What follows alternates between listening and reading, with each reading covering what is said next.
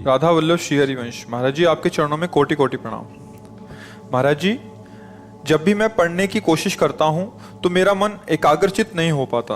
मन में कुछ और चलता रहता है, पढ़ाई में मन ही नहीं लगता।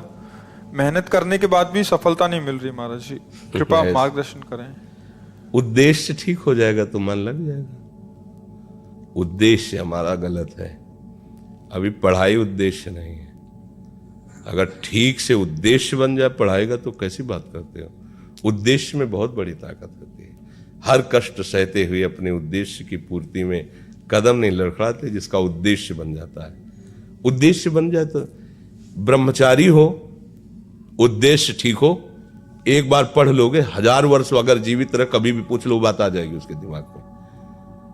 अब नाना प्रकार की क्रियाओं से ब्रह्मचर्य का नाश करे, अपने उद्देश्य का नाश करे, तो फिर यही बातें होती जो आप कह रहे हो।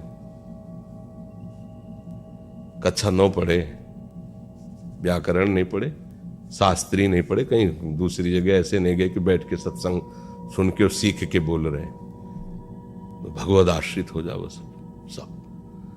अब आप खुद समझना हमारी बात को। आप खुद अपना नाश कर रहे हैं। ब्रह्मचर्य का नाश वीर का नाश, जीवन का नाश है। ब्रह्मचर्य अगर सही है, आपने किसी तरह इधर उधर, तो ये प्रश्न ही नहीं रहेगा। जिधर दृष्टि डालोगे उधर जय होती चली जाएगी।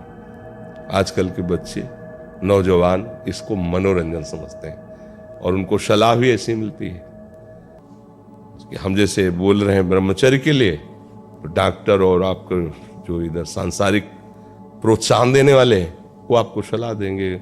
हमें तो अंग्रेजी को शब्द नहीं याद है। फ्रस्ट्रेशन। हाँ, यही जो स्टेशन कह रहे हैं।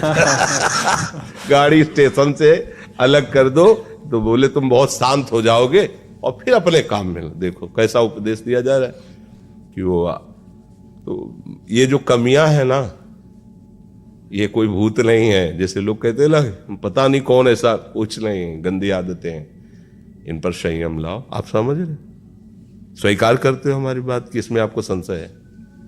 हाँ, तो आप देखो, हम आज ही सत्संग में बोल रहे थे, हमारे रक्त का स्वभाव है ऐसे, जैसे कट जाए ना तो उसका स्वभाव थोड़ी देर में गाढ़ा होने की कोशिश करेगा। यदि कहीं फ्लो वाली नस कट गई तब तो आपको वहां डॉक्टरी की जरूरत है। अगर ऐसे कहीं त्वचा में ऐसे, तो उसका स्वभाव गाढ़ा हो जाना, वो थोड़ी ही देर में वो अपने आप को बांध लेगा, क्योंकि रक्त का एक स्वभाव होता है। अगर वो बाहर किसी तरह भी आया तो ठंडा होकर गाढ़ा हो जाएगा, वो रोक लेगा। इसकी आखिरी परिणति है वीर्य।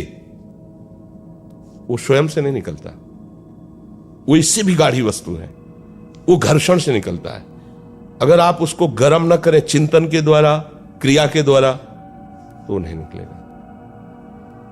और जब हम उसको, तो फिर वो जीवन को नष्ट, प्राय इस पर बच्चियां ध्यान ही नहीं देते कि ये कोई मार्ग भी है। और परिणाम क्या होता है कि फिर वो संसार में, जिसे डिप्रेशन कहते हैं, मानसिक रोग से ग्रसित हो जाते हैं, क्योंकि इसका परिणाम यही है। या तो आपको प्रमाद और आलस्य युक्त होकर समाज से अलग पड़ा रहना पड़ेगा, और या फिर आखिरी कि आत्महत्या कर लें, ऐसी सलाह आपका मन देगा, ऐसी स्थिति में पहुंचा देगा। इसलिए हमें लगता है जब तक ब्याह न हो तब तक ब्रह्मचर्य से रहो, ब्याह भी हो जाए तो संयम से रहे। ये जीवनी शक्ति है, ये किसी के साथ खिलवाड़ नहीं करना चाहिए। पढ़ाई लिखाई वो कैसे तुम्हें बताए, अभी आप छेड़ना मत। जैसे लोग कहते ना, मैं बहुत परेशान हूं, कुछ करता नहीं हूं, ऐसा हो जाता है वैसा हो जाता है, तो आपको हम बता रहे रक्त का स्वभाव है जैसे, तो इसकी आखिरी परिणति है वो वीर। उसका स्वभाव नहीं है बहना, उसका स्वभाव ऐसा है। उसको जब तक ताप नहीं लगेगा तब तक वो बाहर नहीं हो सकता। आपने गलत अभ्यास किया, माना 2-4 महीने 5 महीने वो अपने अभ्यासवश पतित होगा, लेकिन आप छोड़िए, उसका चिंतन छोड़िए, उसकी क्रिया छोड़िए, अपने आप वैसे हो जाएगा। जैसे रक्त है, आप 1 महीने में देना शुरू करो, जो देने का नियत कितना, 100-200 ग्राम 500 ग्राम जो भी दिए, 300 जो भी आप दीजिए, हर महीने तैयार हो जाएगा। और आप ना दीजिए तो आपके शरीर को अभ्यास हो जाएगा, आप दीजिए तो शरीर को अभ्यास हो जाएगा। वो शरीर, अगर आप रोज 300 तो फिर क्या होगा? अब मर जाओगे। समझ रहे हो ना? ऐसे शरीर की क्षमता, जैसे डॉक्टर जन के देखते हैं तुम्हारी क्षमता नहीं खून देने की, चलिए, क्योंकि अगर निकाल लोगे क्षमता नहीं तो उसकी हानि हो जाएगी। हाँ तुम्हारी क्षमता है, तुम्हारे अंग ठीक है, तुम स्वस्थ हो, महीने में ऐसा या जो समय अवधि, सोचो रक्त की आखिरी परिणति वो है वीर्य, और आप क्या कर रहे हैं? रोज कई कई बार। आपका परिणाम क्या होगा? अगर रोज वो खून निकाला जाए तो आदमी की हालत क्या हो जाएगी? खून की आखिरी परिणति है। अन्न रस जो हमने पाया उसकी परिणति धीरे धीरे परिवर्तित होते हुए मांस, मज्जा, रक्त, इनके वो आखिरी सप्तम धातु है वीर्य, और उसके साथ ऐसा खिलवाड़, कैसा जीवन होगा आपका? तो इस पर कोई विचार ही नहीं करता, समझता है ये तो केवल बाबा जियों का विषय। नहीं, आप मनुष्य शरीरधारी हो, आपको भी संयम से चलना है, और जब तक ज्ञान हो तब तक तो संयम से ही चलना चाहिए। बच्चे बच्चियों को तो गृहस्थी में अच्छे गृहस्थ बनेंगे जाकर, फिर उनकी हानि नहीं हो पाएगी उतनी। अब पहले से ही तो फिर अब वो पढ़ाई में मन कैसे लगे जब आपके पास पढ़ाई वाली सामग्री ही नहीं रह गई है? पहले क्या होता था, जैसे गुरुकुल में स्मृति आपकी कमजोर हो रही है तो मेधा शक्ति बलवान करने के लिए ब्राह्मी उसको पिलाई जाती थी। ब्राह्मी है ये चीजें, क्यों?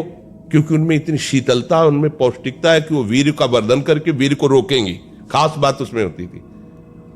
अब हम इस बात को ना समझ करके फ्रेंड बनाते हैं और वो विनाश का खेल खेलते हैं जो हमारी सारी सांसारिक और पारमार्थिक दोनों उन्नति का नाश कर देता है।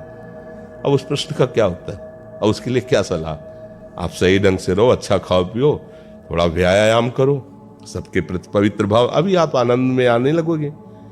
और जैसी आदतें आजकल हो रही है, आनंद वाली तो है नहीं, ये तो पतन वाली ही है। चार दोस्त मिलते हैं, मदिरा पान करते हैं, गांजा और तो और क्या ड्रग्स। आप बताओ क्या होगा? आप इतना विष डाल रहे हो अपने अंदर, इसलिए विषैली चीजें डाल रहे हो, ऐसी गंदी आदतें डाल, आपका जीवन क्या होगा?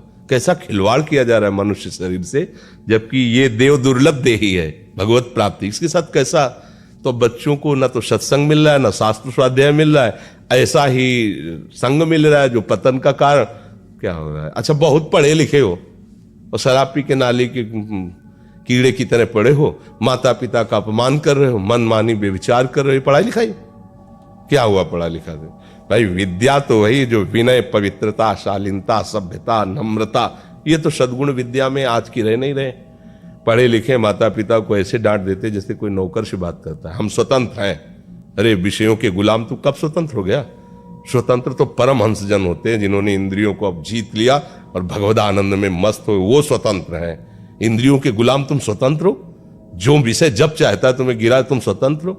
माता पिता, गुरु, शास्त्र, इनकी परतंत्रता स्वीकार करने वाला ही स्वतंत्र होता है। ये मनमानी आचरण जो आजकल समाज में विस्तृत हो रहे हैं ना, ये पतन, अशांति और पाप का कारण बनते हैं, जो बहुत हानिकारक है। तो बच्चा सावधानी से रहो, जो बचा है उसको संभाल लो। जीवन जब से ज्ञान हो जाए तब से अपने को संभाल ले। भाई पूर्व में गलती हो गई, आगे सुधार लेते हैं।